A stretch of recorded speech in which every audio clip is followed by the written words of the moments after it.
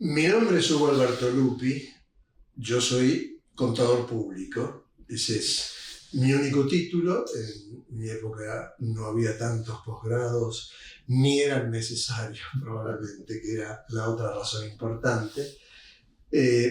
Yo en realidad no tengo una razón específica por la cual elegí ciencias económicas. Nadie de mi familia estaba en ciencias económicas. Mi padre era doctor en química, tenía un doctorado en la Universidad de Buenos Aires en química, pero cuando yo estaba terminando el primario, año 56, 57, yo terminé, digamos, en el 57, empecé a escuchar hablar de la Escuela Superior de Comercio Carlos Pellegrini, que tenía muy buena imagen en ese momento, tenía un prestigio enorme, tenía la imagen de que era un colegio de excelencia, y entonces me propuse. Yo soy de un barrio de la zona sur de la ciudad de Buenos Aires, de Nueva Pompeya, con lo cual estaba bastante distante de esta zona. El colegio siempre estuvo aquí en Marcelo T. Alvear, o Charcas, como se llama en aquel momento.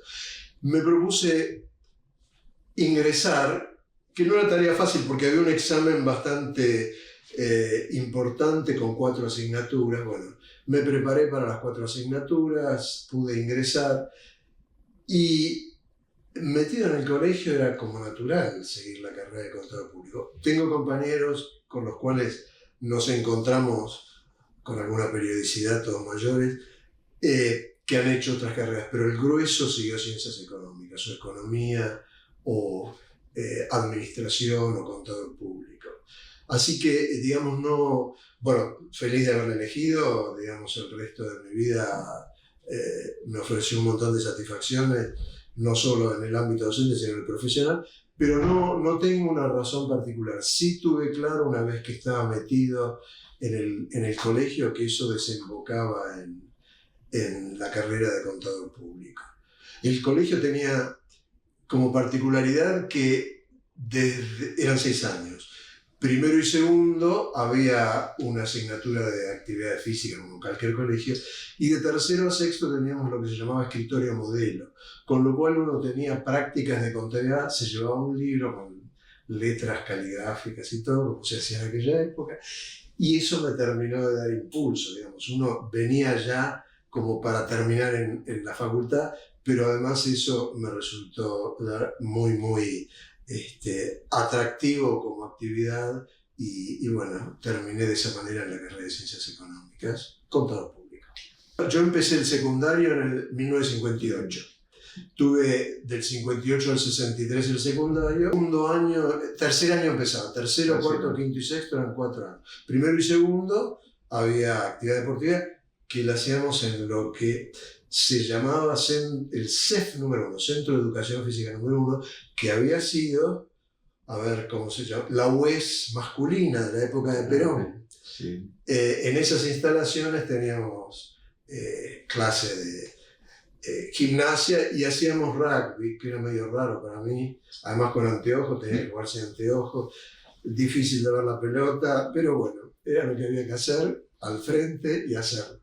Y después de tercero arrancábamos a la nochecita, de 7 a 9 de la noche, con la práctica, escritorio modelo se llamaba, escritorio modelo. Bueno, sobre el plan de estudios en el cual hice mi carrera, como en otros ámbitos de mi vida, la verdad que he tenido una suerte espectacular. Yo arranqué con los primeros años, no sé si no era el primero o el segundo en todo caso, de un plan que se llamaba no sé por qué letra van ahora. El plan había sido desarrollado en la etapa en que uno de los profesores, William Leslie Chapman, era decano. Tenía novedades para la época espectaculares, entre las cuales había profesores que habían becado desde la facultad para estudiar en una universidad norteamericana, la Universidad de Columbia, habían hecho un acuerdo. Estaba muy modernizado el contenido de lo que había sido el plan anterior, el plan D. A este había 2 grandes cambios. Se reducía la parte de derecho y se ampliaba la parte contabilidad, por un lado, y además se había cambiado la metodología de curso. De los cursos que se llamaban libres, donde era voluntaria la asistencia, había un profesor que daba clases, mayormente eran clases magistrales, o sea, exposiciones, donde uno luego se presentaba un examen final, que eran orales, con mesa formada por más de un profesor, a veces había hasta 3 profes. Se creó otro estilo de curso que se llamaba promoción sin examen con coloquio final complementario, que significaba cantidades menores de alumnos, eran 50 aproximadamente. El profesor hacía un seguimiento de los alumnos tenían obligación de asistencia y había pruebas parciales y además algunas tareas que nos encomendaban como alumnos para desarrollar. Si uno con esas pruebas y esas tareas, más el seguimiento que hacía el profesor, tenía un buen rendimiento académico, aprobaba directamente la materia, se promocionaba, como se decía en aquella época. Y si no, estaba este coloquio final complementario, que era una charla con el profesor para repasar los temas. Para mí ese plan fue espectacular, además me dejó salir de la carrera muy actualizado con lo que el mercado demandaba, y ahí los profesores eran todas luminarias, digamos, arrancando por Chapman. Yo empecé en 1964, primer materia, me anoté a hacer contabilidad general con Julián Leslie Chapman. Julián Leslie Chapman tenía un equipo de docentes auxiliares con los cuales estaban sumamente integrados, habían sido alumnos de él. La tarea de equipo que desarrollaban era un ejemplo que, digamos, a mí me dejó muy marcado. Era un curso con características muy especiales. Lo primero que hicimos durante, yo diría, las primeras 3 semanas fue leer y analizar el libro de Irving Copy, Introducción a la Lógica, porque la idea del profesor Chapman era que identificáramos las falacias, además las pudiéramos clasificar, si eran por autoridad, por, digamos, los distintos tipos que ya no todos los recuerdan, y que entonces, cuando discutiéramos un tema técnico, digamos, el curso era muy participativo, él hacía participar mucho y nos conocía a todos, digamos, al terminar el cuatrimestre, teníamos que argumentar sólidamente. Entonces, cuando había una falacia, levantaba la mano y decía, no, a ver qué tipo de falacia fue esa. Porque para uno decía, no, porque Koester dice, no, esa es una falacia de autoridad. Esa lo diga Koester, pero hay que ver por qué lo dice Koester. Bueno, además de Chapman, con el que cursé, la siguiente materia contable fue costos. Costos estaba Honorio Pasalacqua, que era decano de la facultad en ese momento, Punturo, otro prócer contable, bueno, 2 especialistas en costos. Y hacía sus primeras armas Carlos Manuel Jiménez, que era, digamos, adjunto, recién pasaba de ayudante a adjunto, y con el cual después trabajé muchísimo en actividades profesionales y académicas acá en la facultad.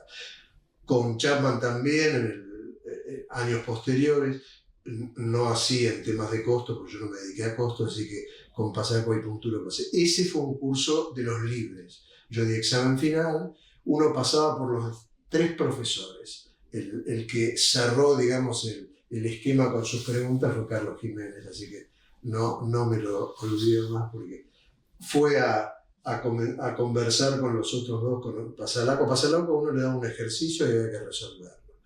Le entregaba el ejercicio, le hacía un par de preguntas, se lo pasaba a Punturo y de Punturo a Jiménez. Luis Jiménez se acercó a hablar con los demás y le dijo, aprobó con bueno. Así que, digamos, vamos a hacer unos exámenes finales que empezaban a la mañana muy temprano, yo no sé si a las 7 o así, digamos, el tema era bastante demandante. Luego, análisis de estados contables, Bértora, otro que fue vicedecano, y además, bueno, otra luminaria de la profesión, y su ayudante era Hugo Reguini. Bértora era otro profesor de aquellos. Bértora llegaba a las 8 en punto, cerraba la puerta del aula, no se podía salir, hasta que un día se le escapó uno y lo corrió por el patio. Era tremendo, era tremendo. No, pero se estudiaba muchísimo, se estudiaba de libros, digamos, se utilizaba mucho doctrina. digamos, en aquel momento las materias de contabilidad tenían mucho soporte doctrinario, cosa que con el tiempo fue cambiando mucho. Hoy, digamos, el estilo de las materias contables es más normativo que conceptual. Después volví a tenerlo a Chapman, lo elegí, digamos, para cursar auditoría, así que otra vez otra luminaria. Y después los 2 seminarios de aplicación profesional, que eran uno jurídico-contable con Emilio Fuentes, otro prócer él era especialista en temas de actuación ante la justicia. Y finalmente terminé con esa sola asignatura para dedicarle buen tiempo. Yo trabajaba desde 6º año de Pellegrini que yo trabajo. Era el seminario de aplicación profesional administrativo contable. Y el profesor era Roberto Chiam, que hasta no hace muchos años estuvo a cargo de clases, y su ayudante era Isaac Senderovich, que durante muchos años también fue profesor de la facultad. Bueno, con ambos también tuve mucha relación profesional y académica. Ahora, ese plan, la verdad es que me dejó en las mejores condiciones para salir a ejercer la profesión. Yo empecé a dedicarme a tareas profesionales en el 68. En la facultad yo empecé como alumno a dar clases. Todo, digamos, a mí se me encaminó siempre muy favorable. Debo tener a Dios de mi lado, no sé las razones, deben haber sido mis padres muy buenos. Yo empecé la carrera acá en el 64, en el 66 hice la conscripción, con lo cual estuve en cuartel viviendo todo el año. Como episodio especial, el 28 de junio nos armaron hasta los dientes, nos sacaron de la tablada, que era el cuartel donde estaba, rodeamos la casa de gobierno y no sé, hoy lo veo como privilegio por la figura. Vimos cuando Ilia y Palmero, que era el ministro del Interior, se iban caminando por la Plaza de Mayo después que un grupo de oficiales les habían pedido que dejaran la casa de gobierno. En ese momento cambia mucho la facultad.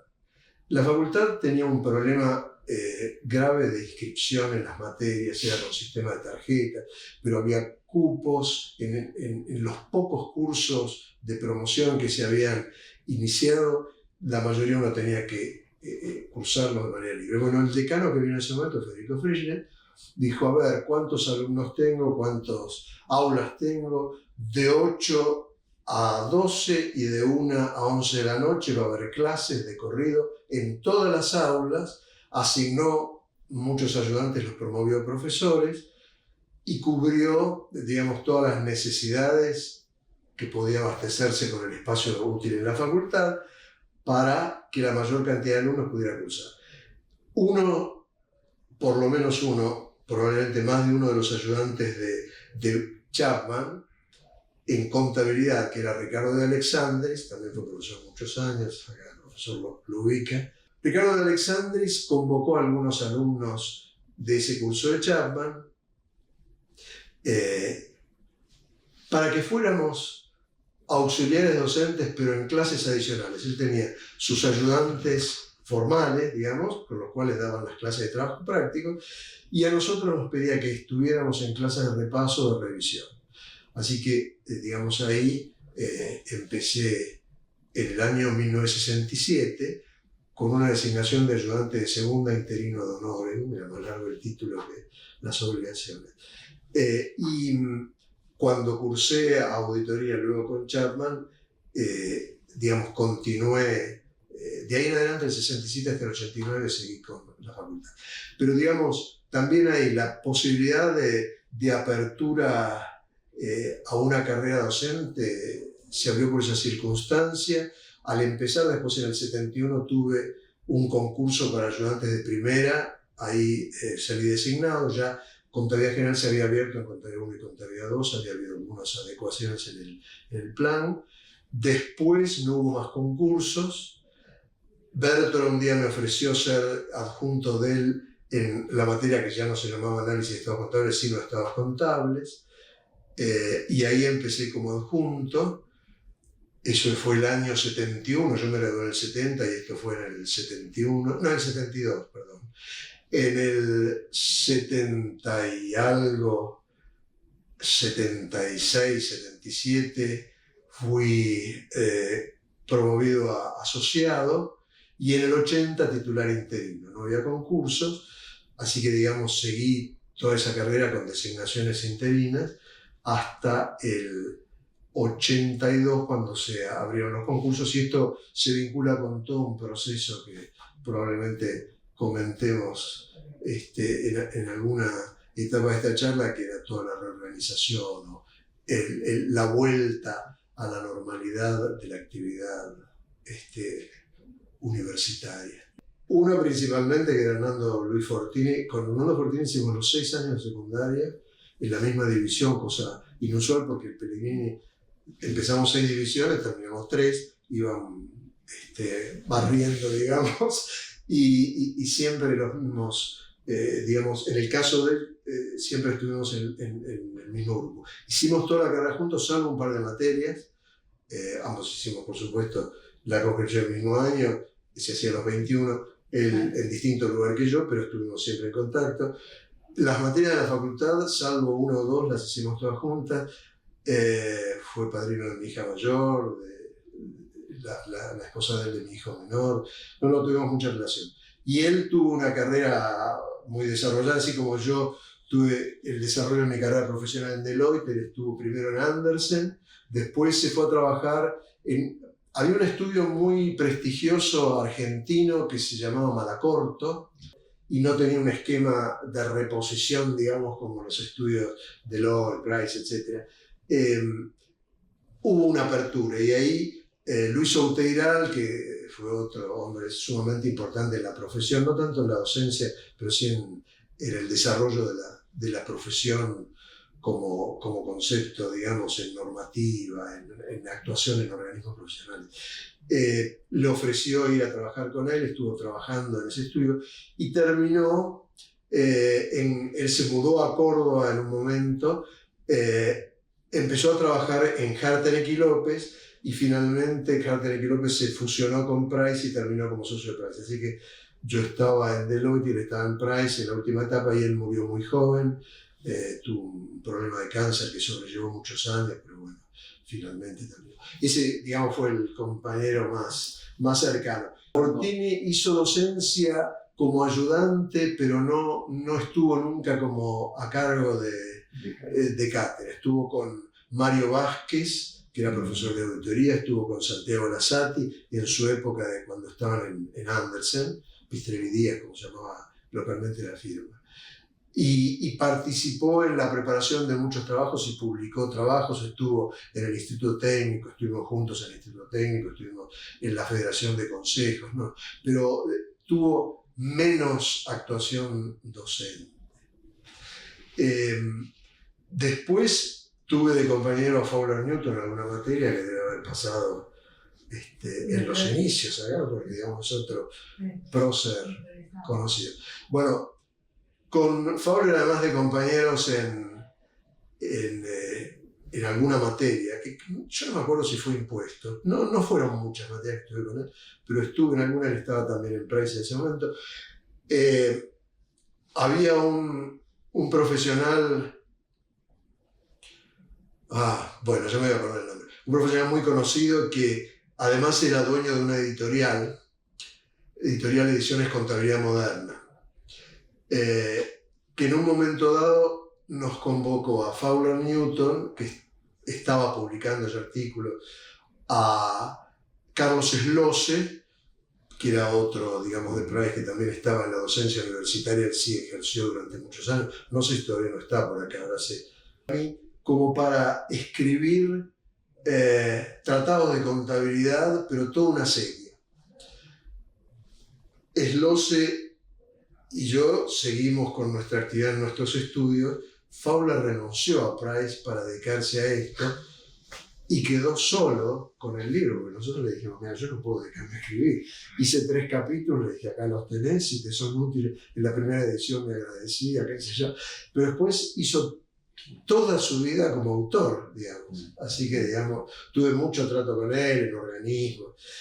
Y él salió número 1 en el concurso de Estados Contables, donde salió segundo Santiago Lazati, tercero salí yo y a 3 cargos. Por eso a mí, digamos, por la suerte, digamos, por el azar, siempre terminaba bien ubicado. Así que, digamos, ahí tuve mucho trato con él. Y después 2 colegas que fueron compañeros míos en auditoría, que los recuerdo mucho, especialistas en impuestos ambos, Juan Carlos Yema estuvo como profesor aquí, Rubén Ruibal también estuvo como profesor, terminamos trabajando los 3 en Deloitte, también por azares diferentes, y bueno, Rubén Ruibal murió hace 2 años, Yema todavía vive y nos mantenemos en contacto permanente con él. Pero fueron compañeros, digamos, con mucho eco en la actividad profesional y con mucha participación en organismos profesionales, ¿no? Después otro, digamos, Marta Alies fue una chica muy conocida en temas de selección de personal y asesoramiento en materia de recursos humanos en una época. Empezó trabajando, ¿cómo se llamaba? Socia de Bertol y de Vázquez en el estudio Rey Vázquez, que era Ernst & Ernst, en temas de recursos humanos, que fue profesora de acá. En la carrera de licenciatura en administración, digamos, arrancó de entrada, yo creo que era una de las profesoras que habían tenido alguna beca para estudiar en Colombia, y era la que empezó con el tema de recursos humanos y desarrollo de recursos humanos en el país, y Marta empezó trabajando con ella y después armó su propia práctica profesional, pero también otra súper conocida en la profesión. Yo cuando pensaba en un poco camino recorrido, decía, bueno, en el año 55, yo estaba en 4º grado, fue la Revolución Llama Libertadora, ahí yo ya estaba mirando el Pellegrini, en realidad no con la idea de ir, pero no sé por qué me había llegado el nombre del Pellegrini. 56, 57 fueron años de reordenamiento de la época de Perón. Se había politizado mucho, la universidad había echado muchos profesores y habían, yo diría, politizado la designación de profesores, de manera que desde el 55 empezó una campaña de reordenamiento. Yo no la viví de cerca, pero cuando entré al Pellegrini, que fue el año 58, empezaba a gobernar Frondizi. Yo empecé con el gobierno de Frondizi, y si bien el Pellegrini era un lugar muy quieto, digamos, no tenía, hubo un momento de sacudimiento con el tema de la enseñanza libre y la laica. Entonces hubo salidas a la calle, donde íbamos a la Plaza Rodríguez Peña, porque había reuniones con alumnos de otros colegios para discutir si la laica, si la libre. Y creo que eso en la universidad repercutió. De ahí, digamos, estando todavía en el colegio, año 62, asume Guido, bueno, digamos, Frondizi tuvo que salir, en el 62 por un golpe militar, asume Guido, que fue una historia muy especial porque él se presentó ante la Corte Suprema y la Corte Suprema convalidó su designación, era presidente provisional del Senado, con lo cual quedó como presidente y no hubo ningún militar de presidente, pero era una época de gobierno militar. Cuando yo entré en el 64 en la facultad, durante ese año ya estaba gobernando Ilia. En realidad, Ilia asumió el 12 de octubre del 63. Yo era alumno del Pellegrini, estaba cursando el último año y fuimos a un acto por el Día de la Raza y además la asunción de Ilia en la Plaza Colón, la plaza que está atrás de la Casa de Gobierno. Un día de viento, yo era abanderado del colegio y me volaba con la bandera flameando, así que me acuerdo. Pero digamos, ahí empezó otra época, la época de Frondizi. Yo recuerdo que era una época de mucha libertad académica. Hubo un rectorado que me parece que era el hermano del Ricieri Frondizi, que digamos fue muy recordado y con mucha designación de profesores que tenían una valía enorme. Se renovaron los concursos, digamos. Esa época no sé si fue, yo no la viví de cerca en la universidad, no sé si fue tan digamos, a los saltos, pero sí lo fue. Después de eso, yo, digamos, lo que recuerdo es año 66, de vuelta a golpe militar. Yo estaba, bueno, ahí es cuando estaba en la conscripción. Cuando vuelvo en el 67 a la facultad, había mucha quietud. En esa época empezó una práctica que de unos cuantos años después desapareció. Se contrató una compañía de seguridad para la facultad y le llamábamos cariñosamente los heladeros, porque tenían un uniforme que era como el de los de Laponia, con color. Los Laponia ustedes los deben conocer, era bueno, por historia, no por edad. Bueno, la época era muy tranquila, pero reconozco que desde el punto de vista universitario no fue probablemente la mejor época. Además se perdieron muchos valores. Uno de mis profesores, estrella, lo mencioné, Gregorio Pasalacqua, se exilió en Perú, él era el contador general de fabricaciones militares, se tuvo que ir, y pasó esto con muchos otros. De manera que no fue una buena época. 72, que yo ya estaba dando clase, era en la facultad muy agitada, porque ya se reunían alumnos a hacer asambleas, escuchaban los discursos que les mandaba Perón, a mí me ponían panfletos de LEP sobre el escritorio, me pedía por ahí, venía algún alumno y me decía, mire profesor, tenemos que suspender la clase porque vamos a hacer una asamblea, y yo no sé de dónde sacaba fuerza, le decía, miren, vamos a hacer una cosa, si los alumnos quieren irse para participar de la asamblea, nos vamos todos, si ellos se quedan, yo me quedo. Por suerte, las veces que me ocurrió se quedaron y se fueron a otra aula, pero era muy duro dar clases, era muy complicado. Gana Cámpora, ahí lo recuerdo como otra época, muy difícil. Yo era senior en el estudio, hubo una legislación que prohibía a los asesores de empresas extranjeras ejercer la docencia universitaria, y siendo senior me dieron de baja. Yo no tenía poder de decisión ni nada, una cosa medio extraña. Estaba bien ubicado en la lista, estaba entre Chapman y Bertola, con un cartel que decía se van a la, como hoy son palabras muy comunes, a mí me cuesta todavía decirla ni en familia, pero digamos, había un cartelón donde nos echaban destempladamente. Así que ahí siendo adjunto interino, no tenía ningún cargo, echaron a los que tenían designación por concurso. Ese periodo fue muy complicado. En el año 74 asume Perón, fines del 73 asume Perón, hay un intervalo sin clases. En el 74 me convocan nuevamente con la misma legislación, digamos, yo ya era gerente del estudio, pero me dijeron, no, siendo gerente no hay problema. Así que retomé. Esa fue una etapa muy tranquila, pero claro, está súper controlada la universidad. Había un ministro que se llama Ivanisevich, un rector Talagano, que en los diarios aparecía como el comisario Talagano, me parece que era bastante duro, nunca tuve contacto con él. Época de, digamos, reordenamiento político, pero por otro lado también de persecución, una época complicada. Año 80, asume de ministro de Educación quien había sido decano de la facultad, Cayetano Licciardo, y Mario Biondi empieza como decano. Y empieza el proceso de transición hacia, digamos, esta es la época más cercana y la última, por suerte, ojalá sea para siempre, la de un periodo que se empezó a llamar de reorganización, reordenamiento de la universidad, con ideas de que iba a haber elecciones en algún momento cercano y por lo tanto había que darle algún tono institucional a la facultad. Empezó a haber concursos, ahí fue cuando yo me presenté en el año 82 a concursos. Los concursos a posteriori fueron revisados en la facultad y en la universidad, algunos se convalidaron, ese fue mi caso, yo seguía al lado mío, otros no, digamos, otros se anularon.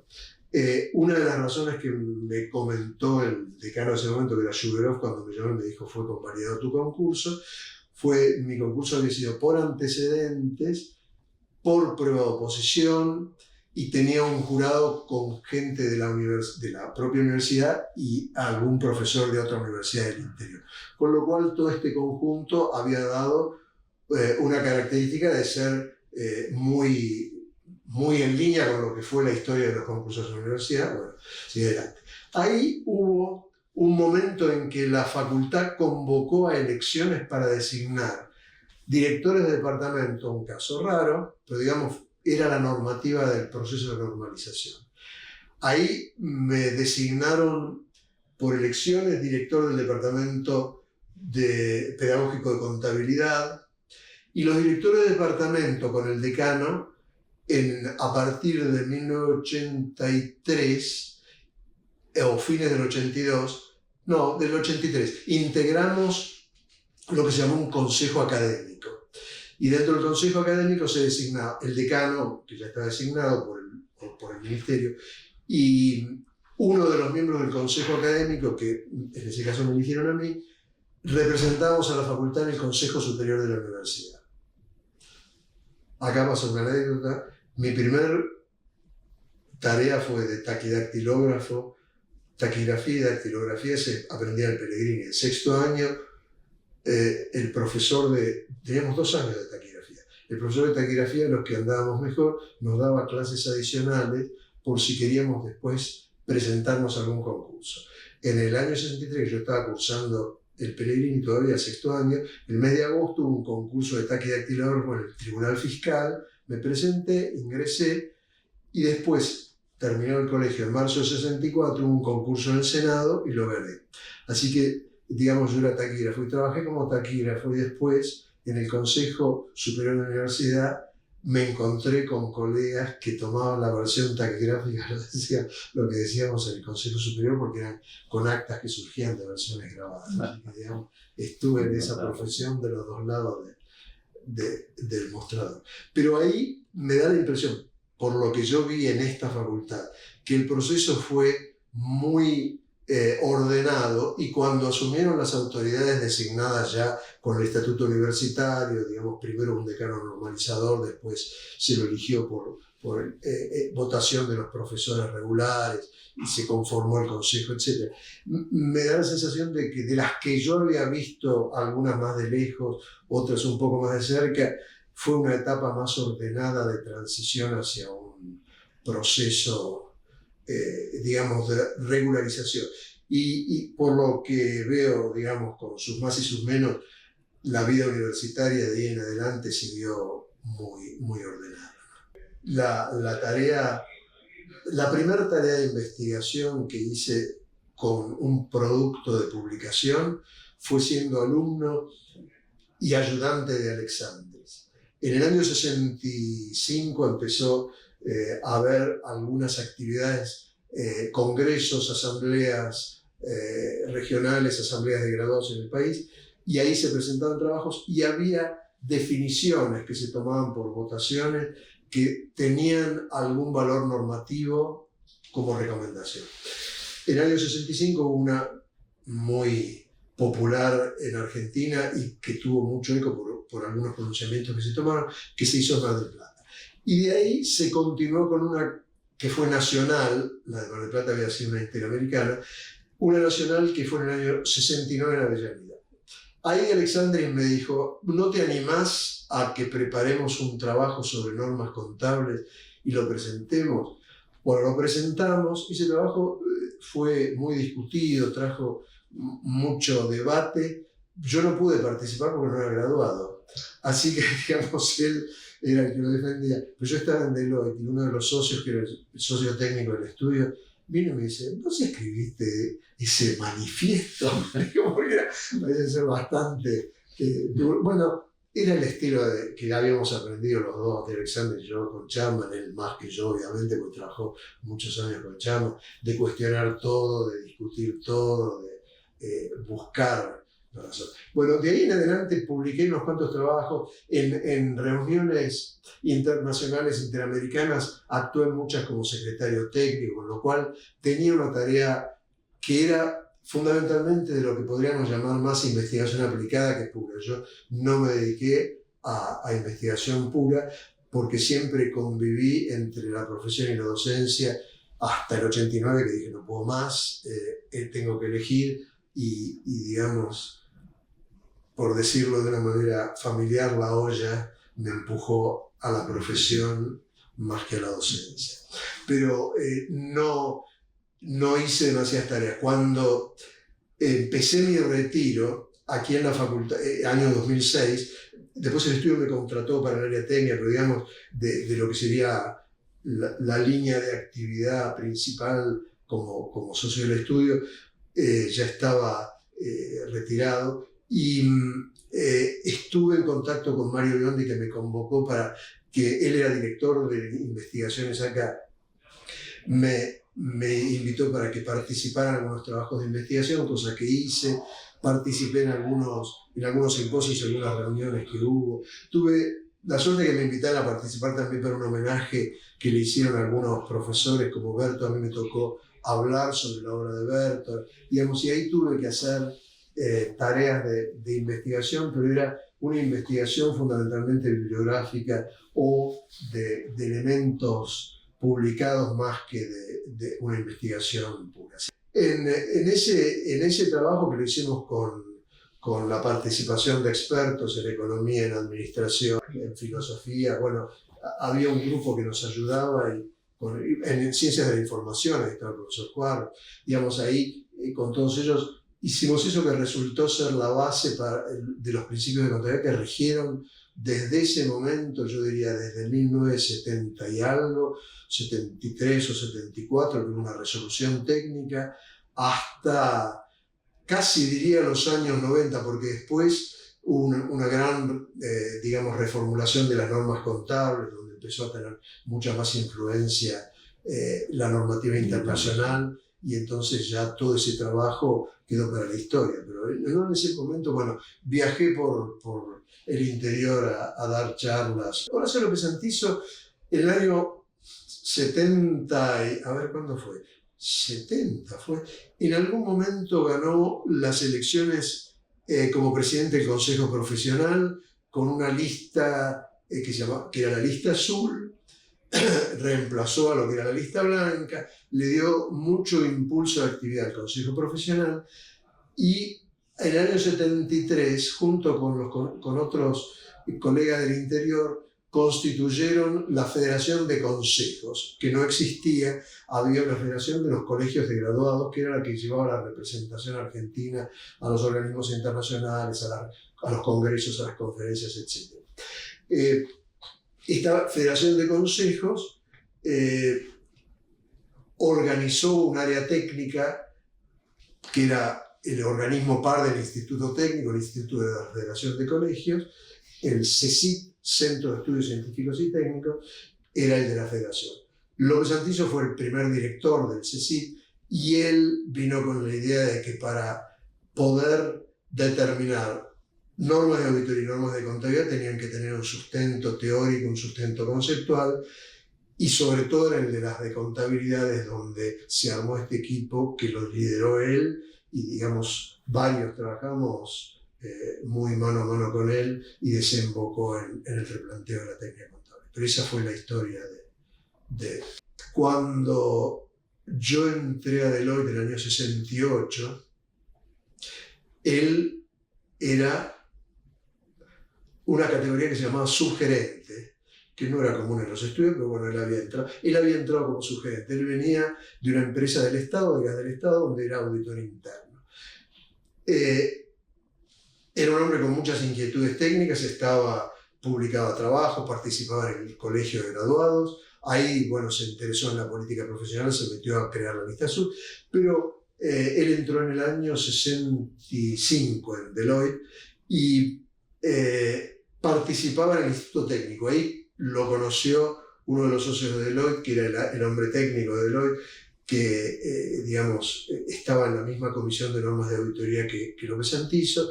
Lo invitó a integrarse al estudio. Cuando yo entré, era un rara vez que era alumno y además ayudante en la facultad. Entonces un día me llamó López Santiso y me dijo: ¿vos estás dando clases en la facultad? Sí. ¿Y cómo empezaste el caso? Bueno, le comenté mi historia del curso de Chapman, de Alexander, qué sé yo. Y entonces me empezó a pedir como asignación para los trabajos de él, y trabajé muchísimo con él. Después él fue socio, yo fui gerente, digamos, trabajamos mucho con él. Tuvimos, digamos, en mi casa él, yo en la casa de él, conocimos nuestra familia, una relación muy personal. Pero siempre era sumamente exigente en lo técnico, en lo profesional. Se aprendía mucho con él. Él tenía una expresión que era: trabajar es humano, pero delegar es divino. Y hay que aprender a delegar. Cosa que aprendí, digamos, con él. Me costó horrores de asumir las cosas, pero él tenía un estilo muy de trasladar, lo cual era una manera de aprender.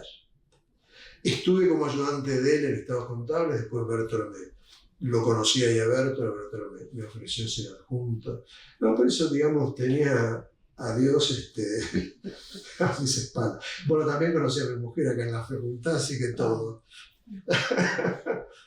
Hace muchísimos años, ya llevo 51 de casado. Es contadora. Y bueno, en el año 76, que nació nuestra primera hija, resolvimos que dejara su actividad profesional. Era más común, no había apoyo para las mamás jóvenes como hay hoy, guarderías y digamos, las familias tenían otro estilo. Los abuelos estamos mucho más, me parece, volcados a atender temas de nuestros nietos que en la época de nuestros padres. Pero, digamos, esta es la historia de ese trabajo de investigación, que es el de Fuste, del cual participé, que bueno, tuvo alguna trascendencia importante, y la verdad que fue otra de las satisfacciones grandes. Ahí trabajé bastante con él en el CSIC. Después dejé de estar y digamos, se creó un organismo más amplio que se llamó Cencia, que es el emisor de las normas contables, cuando ya la Federación de Consejos había tomado mucho más vuelo, y ahí integré el área de contabilidad. Ya era fines de los 90 y principios de los 2000. Ahí viví de cerca todo el proceso de internacionalización de las normas de contabilidad. Entonces tuve que estudiar y meterme de vuelta en temas de investigación, pero como para poder entender la normativa, cómo se generaba y el alcance que tenía. Eso me ayudó también para seguir en la docencia, dando cursos por el país y además en algunos organismos, la Bolsa de Comercio. Bueno, en algún momento también por Deloitte tuve contacto con clientes que tenían préstamos del Banco Interamericano, préstamos de la Corporación Financiera, y los oficiales de esos organismos. Fue toda la época de inflación, donde yo había estudiado mucho el tema con López Antizo. Escribimos 3 libros con López Antizo sobre el tema de inflación, a medida que iba evolucionando el tema. Y fui a dar cursos para el Banco Interamericano, para la Federación, ¿cómo se llama? La IFC, la International, no, la Corporación Financiera Internacional es el nombre en español. A ver, hoy no hay muchas diferencias. El proceso, cuando entró la Comisión de Valores, fue un paso muy fuerte. Esto fue el año 2000 y algo. No, 90 y algo, fines de los 90. La Comisión de Valores empezó a meterse en el tema, y de ahí en adelante, cuando las empresas de oferta pública tuvieron que entrar, esto le dio un impulso muy fuerte. De ahí en adelante, las normas locales fueron adecuándose a las internacionales. Y bueno, yo ya no estoy me he hecho muy vago desde que me retiré. Ya no estoy leyendo tanto como lo hacía en su momento.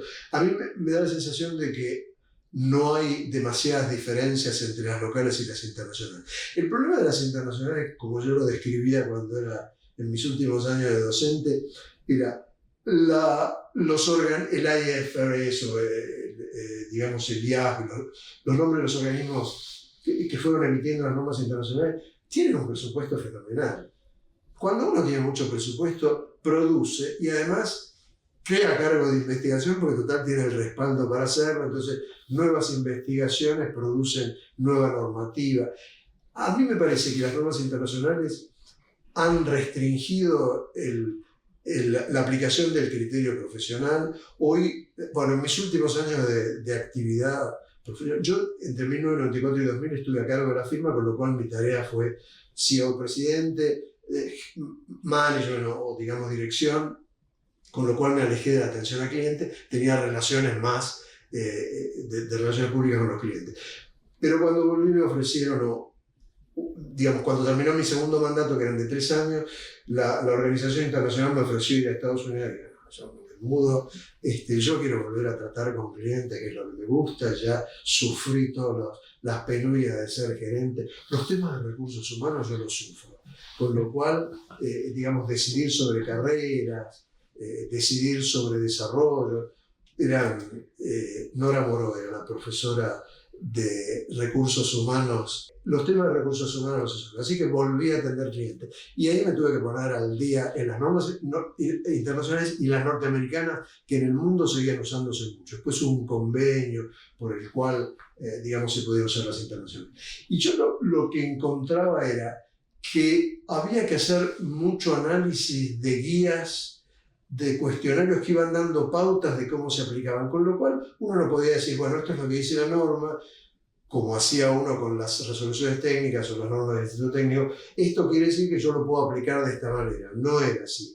Siempre había algún párrafo, había un elemento, había un ejemplo, de aplicación que a uno lo iba guiando, que me sentía restringido, bueno, en las reglas de juego de ese momento y había que manejarse de esa manera. Había mucha consulta.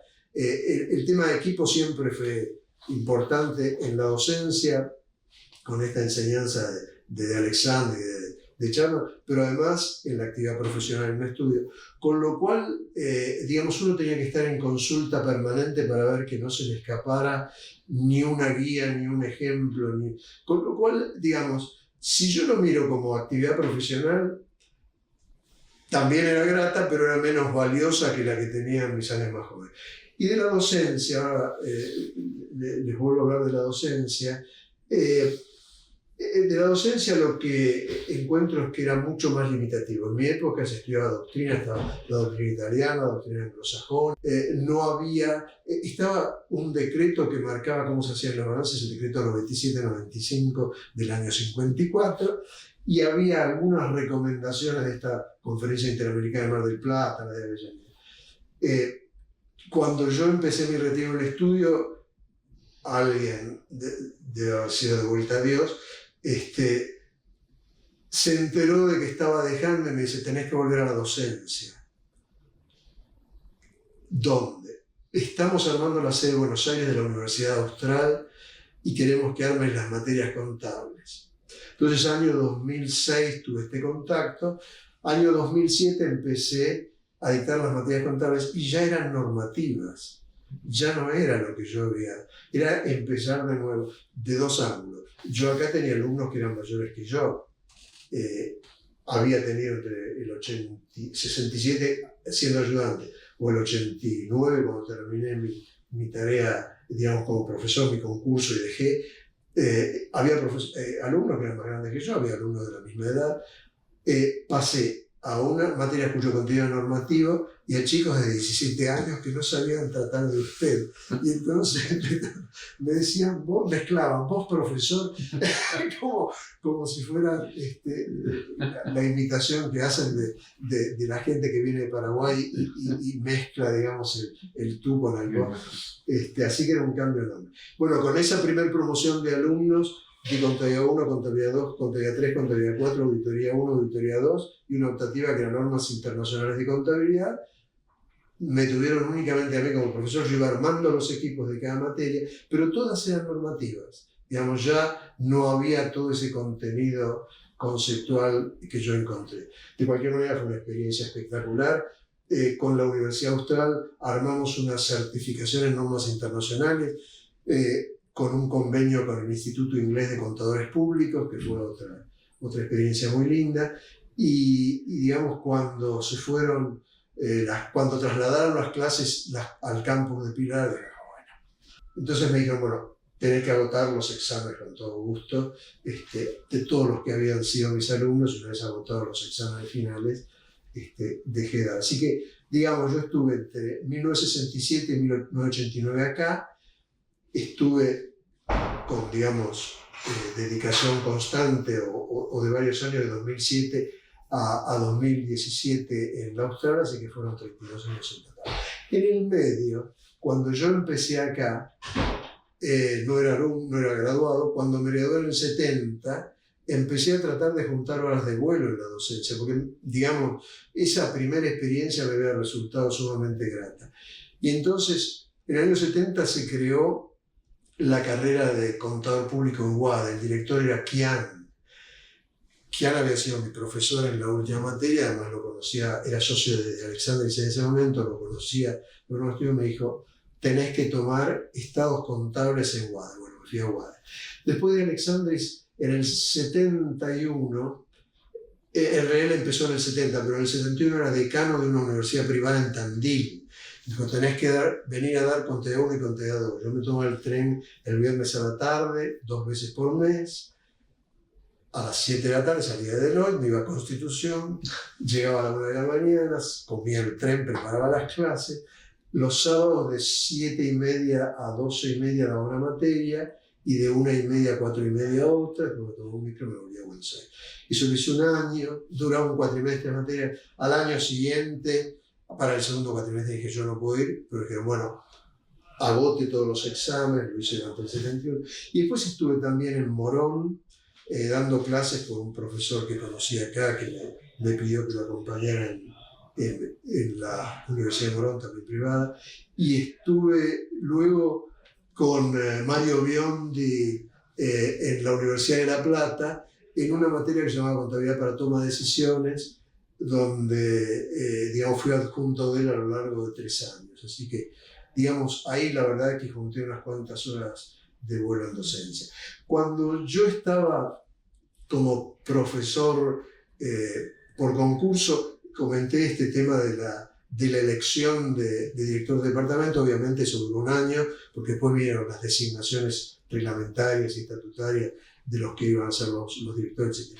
Pero estando, digamos, con mi cátedra de estados contables como titular, GAC me pidió que tomara la dirección del programa docente, que era la formación docente de profesores. Yo había tenido un único curso de formación docente con Elsa Fernández Durán, yo no sé si ubica, bueno, era una profesora con formación pedagógica en la época de Mario Biondi, de decano. Ella dio cursos para profesores sobre pedagogía y didáctica. Pero en esta época que yo estuve a cargo del programa de formación docente, estaba Marta Mena, Alicia Camilión. Obviamente las dos eran las que me guiaban, y con ellas trabajé en este programa de carrera docente. O sea que cuando yo terminé el 89 mi mandato y dije: yo no me presento, hubo una situación rara que yo no conocía. Tuve que presentar una carta explicando por qué no me presentaba, porque la universidad necesitaba tener en claro por qué alguien que tenía una designación o concurso no se presentaba a su renovación, pero no tenía tiempo para cambio, con lo cual dije: no tiene sentido. Había entre los estudios grandes, digamos.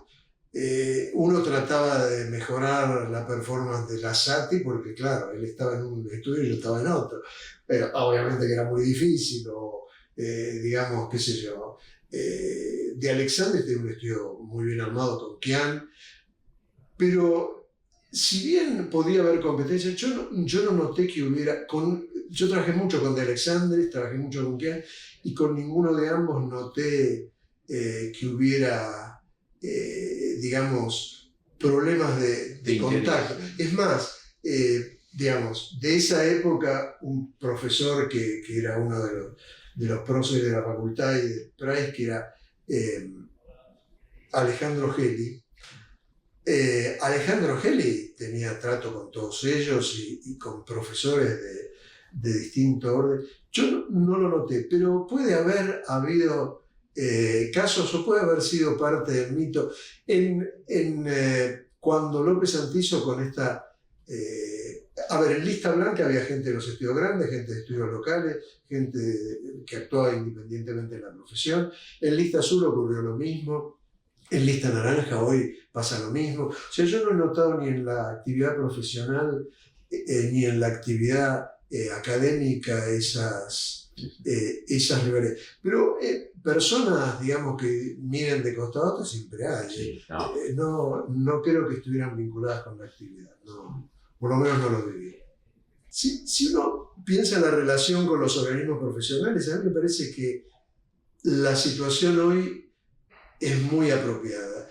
No siempre fue así, tienen fines distintos. La universidad hace, digamos, toda la tarea de formar profesionales. Obviamente hay normativa hoy en muchas de las actividades de las carreras profesionales, no solo de contador, también de administración. Digamos, la Federación de Consejos y el Consejo están emitiendo guías de actuación para licenciados en administración, licenciados en economía. Con lo cual, digamos, hay una emisión de normas por lado de los organismos profesionales que deben incorporarse al contenido de las carreras. Pero me parece que es bueno que haya un organismo de formación, un organismo de seguimiento y control. Cuando uno sale, tiene necesidad de apoyo, hay asesores en los consejos profesionales que en la facultad no podría brindar, salvo la relación que uno pueda tener con profesores o que haya guardado de excompañeros de cuando estudiaba en la facultad. En cambio, en el consejo va y puede preguntar por WhatsApp, por mail, presencialmente.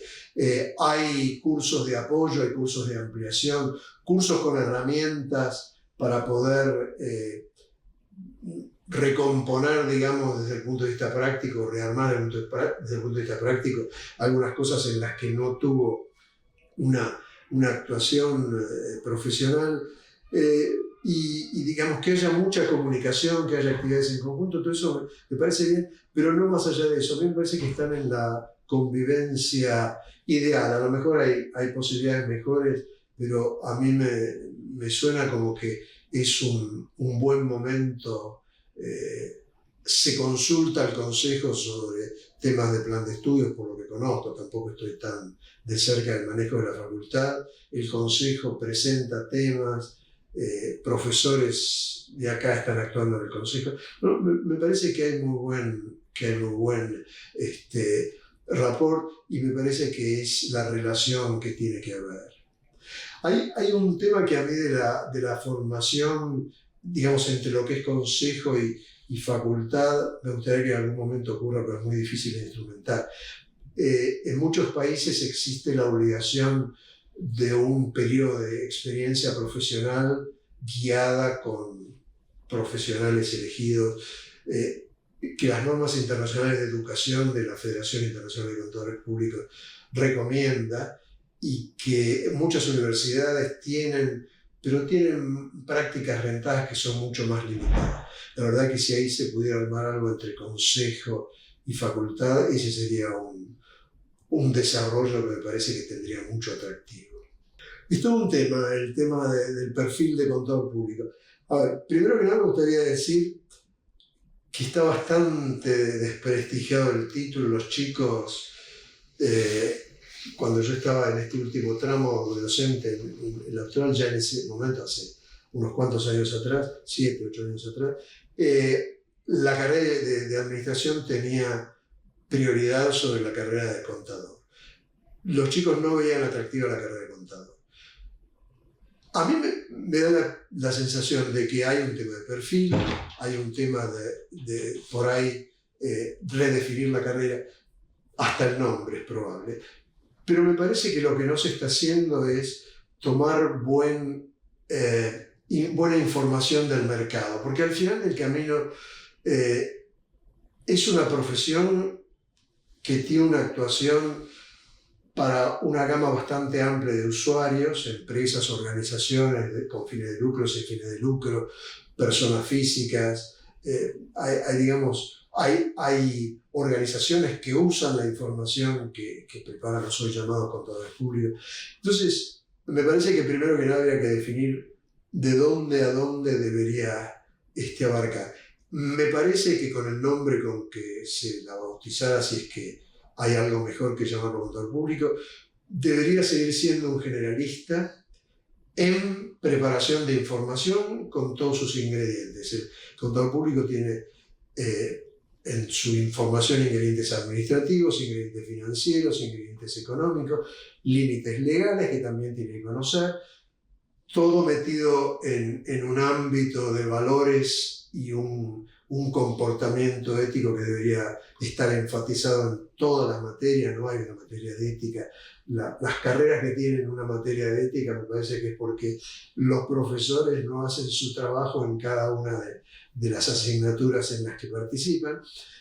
Me parece que hay que incorporarles, como se está haciendo en las universidades públicas y las privadas, y en esta facultad sé que se lo está haciendo, habilidades de las llamadas blandas. Hoy el mercado las requiere y deben estar contenidas. Me parece que tiene que haber muy buena comunicación y muchas habilidades para transmitir esa información que elabora, que procesa. El contador público debería tener mucha habilidad para presentarla verbalmente, por escrito, a todos los interesados o usuarios de esa información. Y no tengo recetas. Me parece que ese sería el concepto que, si en algún momento opinara sobre el tema de perfil, es lo que diría. Yo creo que a esto le agregaría esa recomendación de las normas internacionales de educación de tener un periodo de ejecución. A mí, digamos, me parece, siempre tomé como muy paralelas las carreras de abogacía y la de medicina con la de ciencias económicas. La de abogacía tiene especialidades, pero la que las tiene más marcadas es la de medicina. Uno le duele la garganta y dice voy al otorrinolaringólogo, no va. Yo no, porque yo voy a mi clínico, digamos, de hace 40 años. Y a lo mejor si él me dice, no, mira, sigamos. Pero creo que está más claro que hay alguien que es un otorrinolaringólogo, hay alguien que es un oftalmólogo, hay alguien que es, no sé, dentista. En nuestra carrera hay gente que es muy especializada en impuestos, en temas fiscales, y a lo mejor no es reconocido exclusivamente por esa actividad. Y me parece que en algún momento vamos a tener que darle carácter de graduación a esas especialidades, no sé si por certificaciones o por títulos como son los títulos de las carreras de medicina. Pero me parece que eso, en algunas cosas los abogados lo están haciendo, pero me parece que en algunas cuestiones de especialización el perfil va a tener que contener, aparte de lo general, ese grado final, y uno va a tener que optar. Pero es difícil. Ya no estoy, por suerte, obligado a pensar sobre esto. Es muy complicado.